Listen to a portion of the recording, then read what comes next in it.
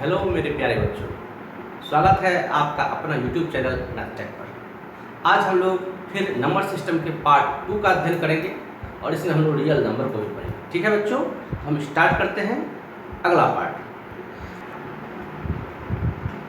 Now अब start करते हैं बच्चों, आज हम प्राइम नंबर से। प्राइम नंबर है ना बच्चों, आप लोग प्राइम नंबर को जानते होंगे। Number which have only two factor, one and itself is called prime number। ठीक है, दो नेचुरल नंबर ऐसे लिखेंगे आप लोग, ये लिखना जरूरी है नेचुरल नंबर। दो natural number which have only two factor, only two factor, कौन? one and itself is called prime number। Understand? जिसके सिर्फ दो ही फैक्टर हों, वो 1 से कटे और अपने आप से कटे, उसे हम लोग क्या कहते हैं? प्राइम नंबर कहते हैं। एग्जाम्पल लीजिए, एग्जाम्पल क्या लेंगे आप? 2, 3, 5, 7, 11, 13 एंड सो। ये सब क्या है बच्चों? ये सब है प्राइम नंबर। ठीक है, आगे बढ़े, चलिए आगे बढ़ते हैं। फिर से एक बार देख लीजिए, दो natural number which have only two factor, one and itself, जो एक से कटे और अपने आप से कटे, उसे क्या कहते हैं? प्राइम नंबर कहते हैं। एग्जाम्पल क्या हुआ? 2, 3, 5, 7, 11, 13 एंड सो। ठीक है, चलिए आगे देखते हैं हम कंपोजिट नंबर। क्या है बच्चों? Composite number. ठीक है, तो कंपोजिट नंबर क्या है, इसको देख लें। कंपोजिट नंबर, ठीक है, जो प्राइम समझेगा वो निश्चित रूप से कंपोजिट को भी समझ ही लेगा। ठीक है, तो कंपोजिट क्या है, लिखेंगे आप those natural number, those natural number which have more than two factor, which have more than two factor are called, क्या कहते हैं बच्चों? कंपोजिट नंबर, है ना बच्चों? क्या कहा हमने, समझा आपने? मैंने कहा दो natural number which have more than two factor are called composite number। इसका एग्जांपल ले लेते हैं। एग्जांपल क्या बता देख लीजिए, एग्जांपल लिखिए 4, 6, 8, 9, 10 etc। 4 का क्या क्या फैक्टर है? 1, 2, 4। 6 का 1, 2, 3, 6। 8 का 1, 2, 4, 8। 9 का 1, 3, 9 एंड सो ऑन। इस तरह से हम देखते हैं जिसका 2 से अधिक फैक्टर हो गया उसे क्या कहेंगे? उसे हम लोग कंपोजिट नंबर कहेंगे। ठीक है, चलिए आगे बढ़ते हैं। अब हम लोग पढ़ते हैं कुछ इंपॉर्टेंट पॉइंट्स जो प्राइम और कंपोजिट के लिए काफी इंपॉर्टेंट है। जरा इसको देखते हैं। नंबर 1 देखिए, 1 क्या है? 1 प्राइम है या कंपोजिट है? 1 ना तो प्राइम है ना ही कंपोजिट है। क्या लिखेंगे आप? 1 is neither prime no composite. 1 ना तो प्राइम है बच्चों, ना ही कंपोजिट है। ठीक है, चलिए नंबर दूसरा देखते हैं। 2 is only even prime number. Even prime number सिर्फ 2 ही है, से जितने भी प्राइम नंबर सभी ऑड है। ठीक है, तो क्या लिखेंगे आप? 2 is only even prime number. ठीक है बच्चों, फिर क्या लिखेंगे आप? आप लिख सकते हैं क्या? 4 इज, या ये भी लिख सकते हैं कि 2 इज स्मॉलेस्ट प्राइम नंबर। सबसे छोटा प्राइम नंबर क्या है? पहला प्राइम नंबर क्या है? 2 ही है। तो क्या लिखेंगे आप? 2 इज स्मॉलेस्ट प्राइम नंबर। 2 सबसे छोटा प्राइम नंबर है। ठीक है बच्चों, और 4 इज स्मॉलेस्ट कंपोजिट नंबर। सबसे छोटा कंपोजिट नंबर क्या है? 4 है। उसको भी लिख लें, इस पॉइंट्स को भी लिख लें। क्या लिखेंगे आप? 4 इज स्मॉलेस्ट कंपोजिट नंबर। 4 जो है बाबू सबसे छोटा कंपोजिट नंबर है। ठीक है, चलिए इस 4 पॉइंट को आप लोग ध्यान रखेंगे, फिर हम लोग आगे बढ़ते हैं। ठीक है बेटा? ठीक है बच्चों, अभी हम लोगों ने प्राइम नंबर और कंपोजिट नंबर के बारे में समझा। आगे बढ़ते हैं। अब लिखते हैं हम लोग को प्राइम नंबर। क्या लिखते हैं बच्चों? को प्राइम नंबर। ठीक है, अब लिखते हैं को प्राइम नंबर क्या है, इसको समझिए। लिखते हैं a pair of natural number. Natural number का पेयर होना चाहिए। नीड नॉट प्राइम, मतलब वो प्राइम हो जरूरी नहीं है, प्राइम हो भी सकता है और नहीं भी हो सकता है, उससे हम को प्राइम कहेंगे कब? If it's HCF is 1। यदि इसका HCF क्या होगा बच्चों? 1 होगा। देखेंगे a pair of natural number, a pair of natural number, natural number need not prime, need not prime मतलब जरूरी नहीं को प्राइम हो, इज कॉल्ड, क्या कहलाता है? को prime if it's HCF is 1। अगर इसका HCF 1 होगा उससे हम लोग क्या कहेंगे? उससे हम लोग प्राइम को प्राइम नंबर कहेंगे। जैसे एग्जांपल देखिए 4 5 6 7 9 10। देखिए दो लगातार संख्या, वो दो कॉन्सेक्यूटिव नेचुरल नंबर कर लेंगे, हमेशा उसका HCF क्या होगा बच्चों? 1 ही होगा। उसी तरह से अगर हम कोई दो प्राइम नंबर ले लीजिए 3 5, ये दोनों प्राइम है। 5 13 ये प्राइम है, देख रहे हैं आप? ठीक है, 13 15 3 53 ये सब क्या है? प्राइम है। दो प्राइम को भी अगर लेंगे उसका HCF क्या होगा?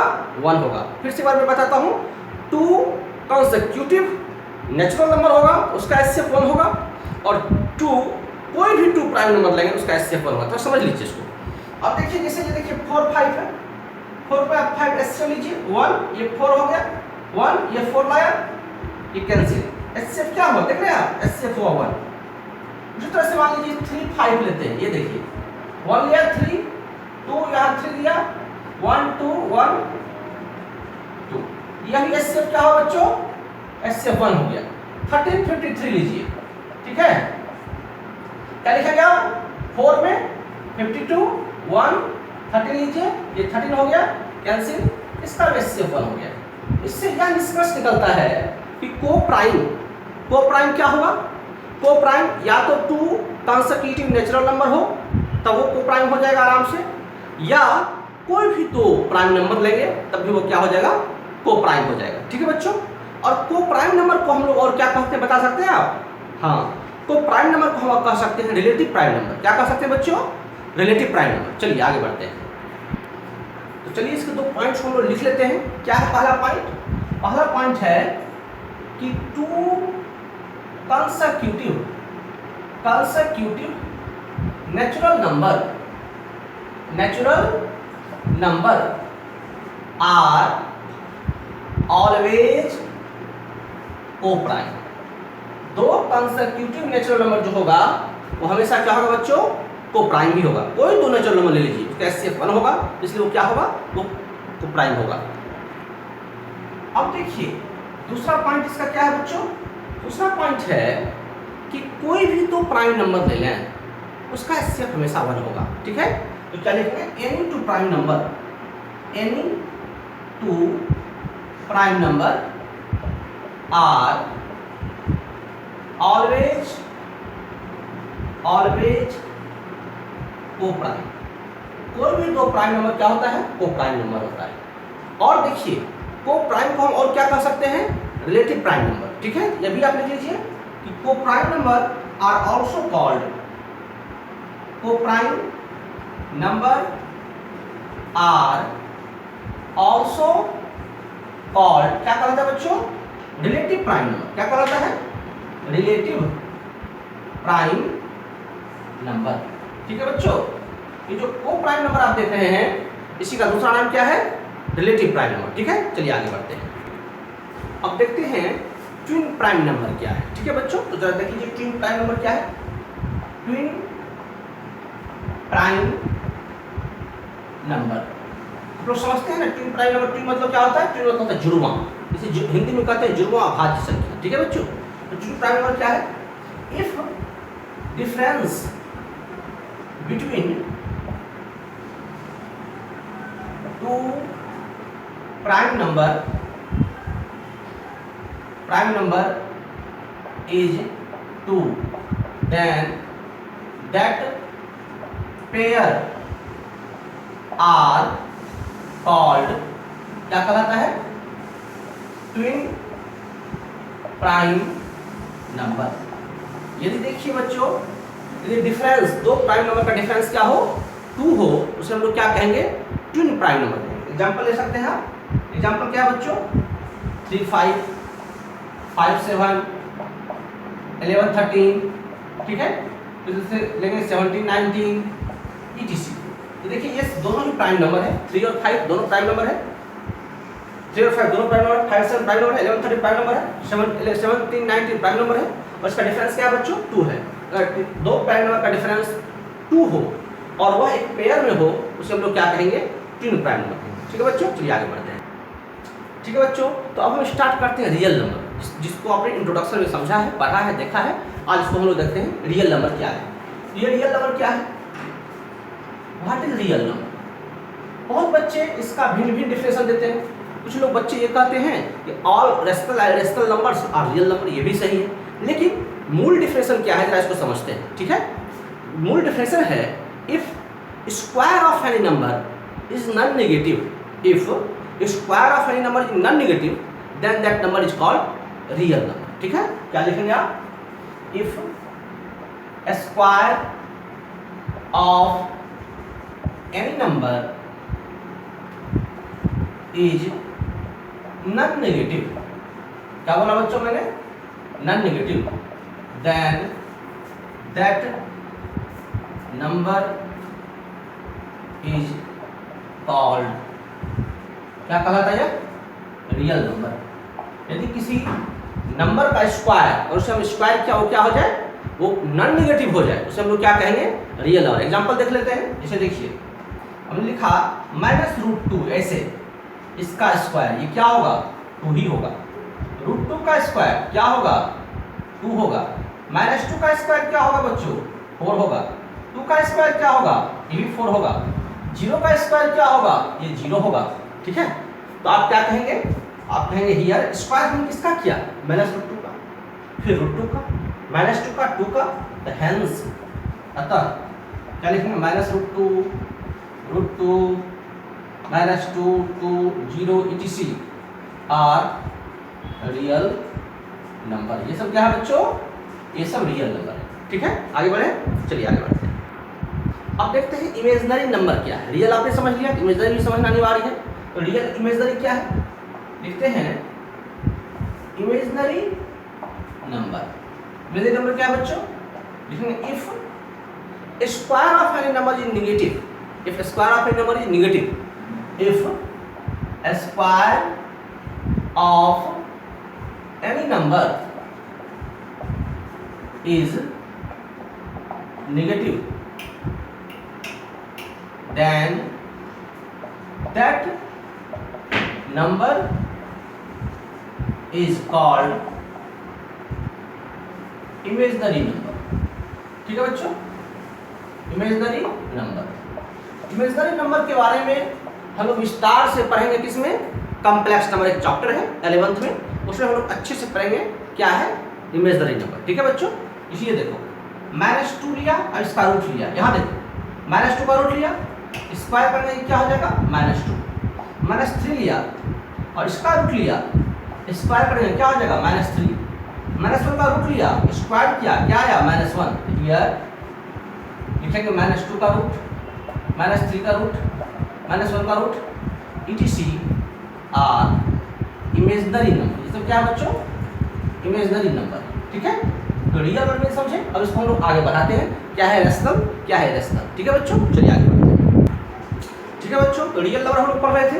रियल नंबर को हम लोग 2 भागों में बांटेंगे, क्या, एक रेशनल, एक इरेशनल। ठीक है बच्चों, सबसे पहले हम लोग पढ़ते हैं क्या, रेशनल। ठीक है, तो रेशनल नंबर क्या है, इसको देख लेते हैं। आप लोग जानते हैं which can be written in the form of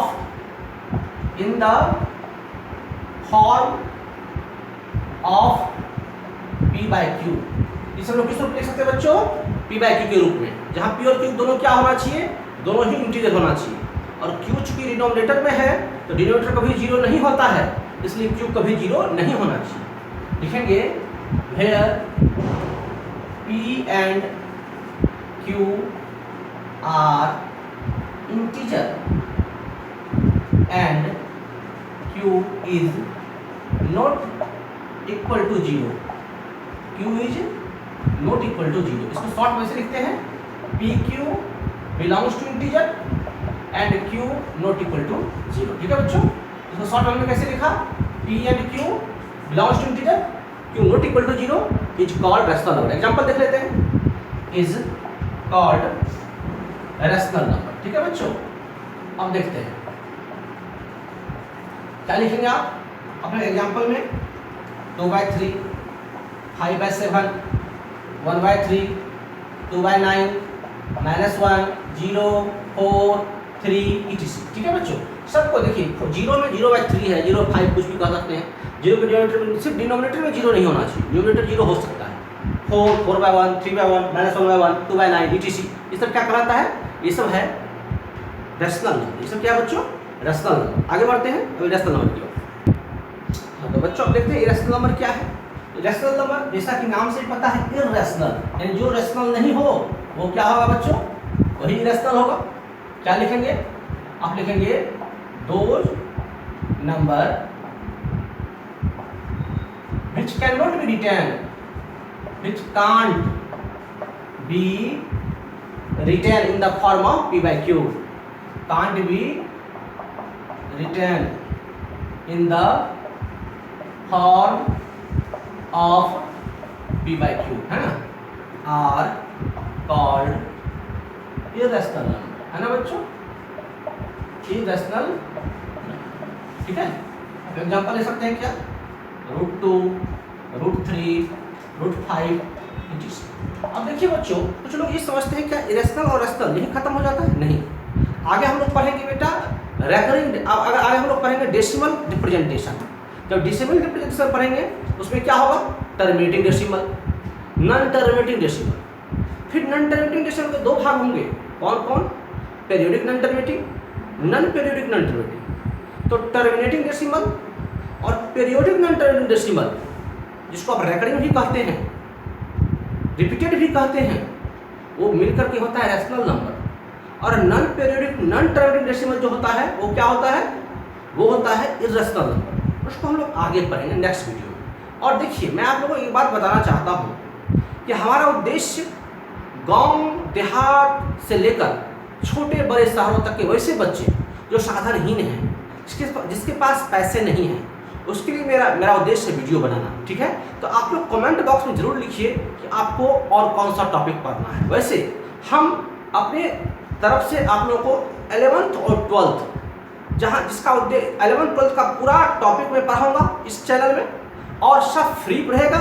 और साथ ही साथ आप लोगों को 11th 12th के साथ साथ कैसे फाउंडेशन के रूप में आपका फाउंडेशन मजबूत हो, कैसे टारगेट के रूप में आप लोग जेईई एडवांस निकाल सकते हैं, इसलिए फाउंडेशन टारगेट को साथ लेते हुए हम बेसिक पढ़ा रहे हैं। बेसिक पढ़ाते पढ़ाते आगे जाएंगे कॉम्प्लेक्स नंबर, क्वाड्रेटिक क्वेश्चन, ये सब पढ़ाएंगे, ग्राफ पढ़ाएंगे, काफ़ी कुछ पढ़ाएंगे, कैलकुलस में काफ़ी अच्छे से पढ़ाएंगे, धीरे धीरे पढ़ाएंगे। और हमारा पूरा उद्देश्य है कि आप लोग को IIT लेवल तक फ्री में पढ़ाया जाए, एक भी रुपया आप लोगों से नहीं लिया जाए। गरीब बच्चे भी IIT करें, गाँव देहात के बच्चे भी IIT करें, ये हमारा मूल उद्देश्य है। बस यही इसी के साथ मैं आज के टॉपिक को विराम देता हूँ। और अगर आप लोगों को अच्छा लग रहा हो इस चैनल को जरूर लाइक, सब्सक्राइब और शेयर कीजिए। धन्यवाद।